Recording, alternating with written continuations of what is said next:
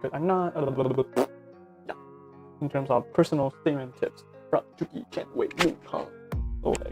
So go ask. So go. Ah. Go brag about yourself. Nope, not that.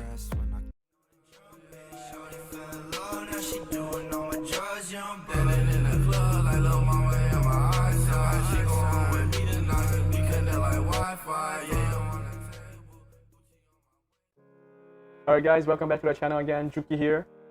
Just a little bit about me. I'm a rising senior next year here at New York City. So in this video, I really want to talk about college essays, specifically the personal statement. Throughout the video, I'm going to give you tips and tricks on how you can start your essay, or for those that already have a draft, to further improve their personal statement. I want to make this video because at the beginning, I was really stuck in how to write and what to write and when to write my essays. In my case, coming to the US in 9th grade was like not even knowing English. I felt the urgency to learn everything and anything that I can in order to improve my English and ultimately going to a college. I remember I had this urge to do whatever I can, but still I do not know what to do because there are a lot of resources out there, and sometimes it could be really messy to navigate through the system of, oh, what should be more important? Like college essay should it be like recommendation letter, should it be the SAT, GPA? Like there's so many things involved with this application process that really confused me.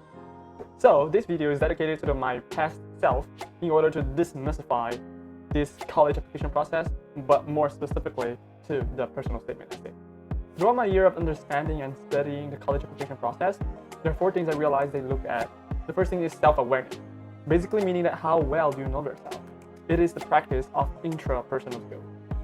High-level self-awareness means that you know your value, you know your purpose, why you are going to the college, or why you want this major, know your goals in the future, and just basically mastering yourself, know what you want and what you don't want, and have actionable things to prove that you are capable of achieving what you want in life. And in the application process, self-awareness is measured through interviews and your application essay.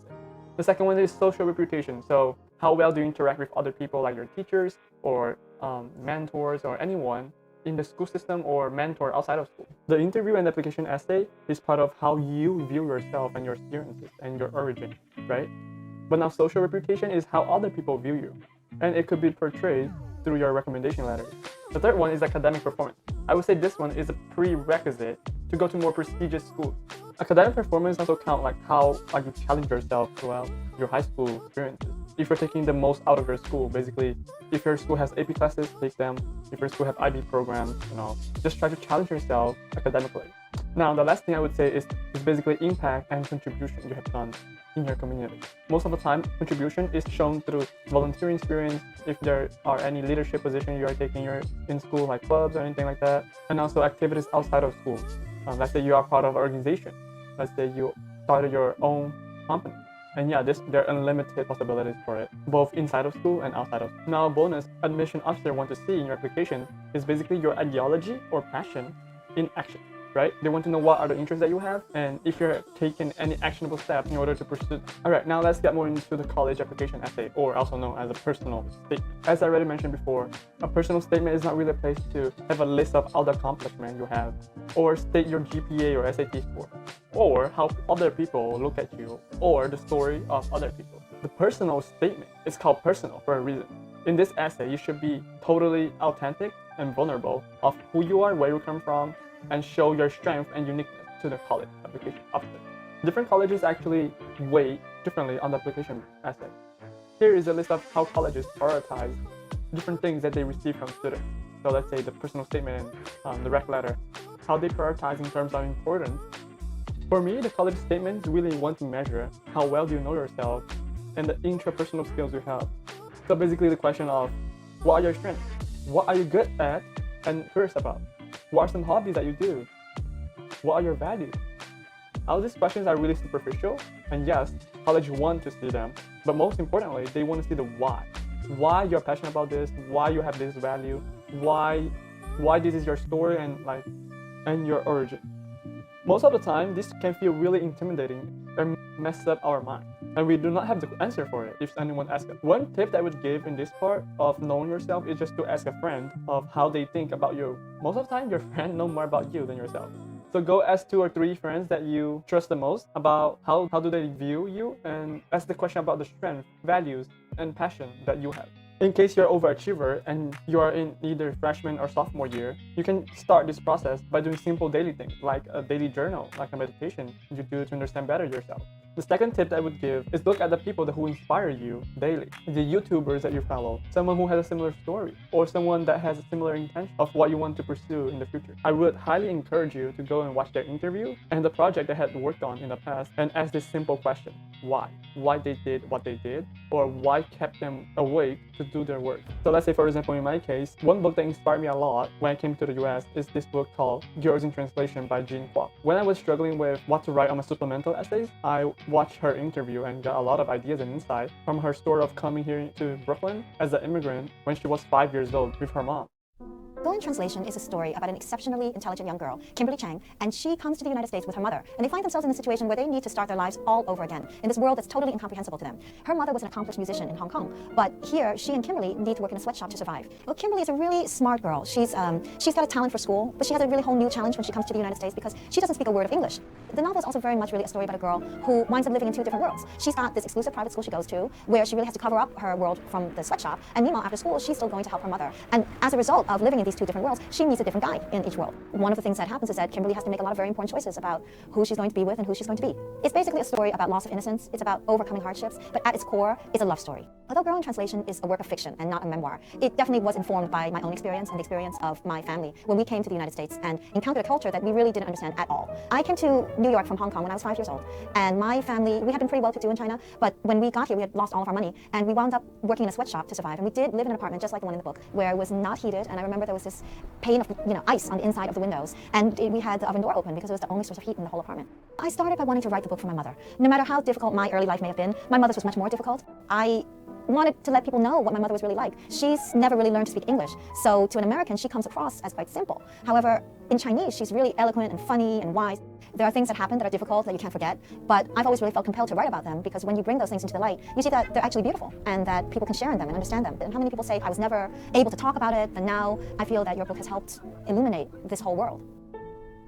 There are just a lot of inspiration and spikes new idea from watching someone that inspires you daily or someone that had achieved already what you want. Knowing how they had gone through those tough times and how they attempted to solve it, the perseverance, the resistance, the pressure, and the urgency to succeed, all these factors can be really good to add to your personal statement. Now comes the third tip. So after you have a couple ideas of what you want to write about, just pick one of them, prioritize the importance and how many ideas you have about the topic, just start writing about it, have your first draft. Please do not get paralyzed by the fear of imperfection. Most people have this fear of not being perfect at the first time, and because of this fear, they do not even start their first draft. As the word already implies, the first draft should be the first draft. It shouldn't be something that you send directly to the admission officer, which leads me to the fourth tip, which is get at least 2 rounds of feedback loop. Basically what this means is that you should ask other people to review your essay and ask for constructive feedback. And with this constructive feedback, you will have the chance to rewrite to make it more perfect in a way that resonates with your theme, your story, and also the prompt of the essay. Tip number 5, be creative. Basically use your writing skills in a creative way that tells something about you. I have seen poems, I have seen different style of writing that students have taken the most advantage to show college admission officers who they are in a really sophisticated way, but in the same time remembering the prompt. This tip is one of my favorite ones. It's basically to be vulnerable and authentic. Vulnerability means that you're willing to show your emotions through your writing, and authenticity meaning you write how you speak. Just be who you are and just write it down on a piece of paper. Alright, expert Juki. So you're basically saying that I can just write how I speak to my friends, right? Hey, what's up, college officers? How are you doing today? Yeah, my name is Juki, and how you... Nope.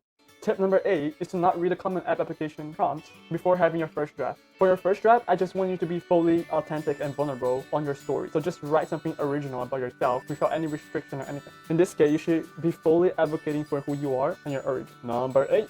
While proofreading or asking other people for feedback, ask this very important question, which is how they felt after reading your essay. Our emotions are the driving force for human decisions. So depending on how the college admission officer feels after reading your essay, that is a critical moment of if they're going to decide accept you or reject. I'm not saying the personal statement is everything, but it is a significant factor that college admission officers consider. And lastly, engage the reader's imagination. Basically, you should write in a way that you show them instead of tell them. Give them this mental pic of what is actually going on at the moment or the story you're trying to share. And again, it comes back to vulnerability and authenticity. Alright, so for those who did not even start think about their personal statement, these are the very first action items you should have as soon as possible if you're a writing. And for a bonus, for those that stick to the end of the video, I'm gonna leave below links for the resources that have helped me a lot and my personal essays for you guys to get some inspiration from. One last caveat I will give y'all is to do not plagiarize. Colleges have extremely sophisticated devices and algorithms to detect plagiarism. So if you do something not correct, I would say illegal, yeah, tough things can happen. With this in mind, I hope y'all enjoyed the video and found the information useful and valuable. Yeah, I see y'all in the next video. Oh, one more thing. Please remember to subscribe, like, and share. Peace. Oh, what's this one? What's this one? Never had a life come easy. Had to work hard, struggle just to be me. Had to rise up just so they could see me. Did what I had to do just to feed me. And what was left over I put towards my dreaming. But the only thing in life that has meaning are the things you gotta work for, believe me.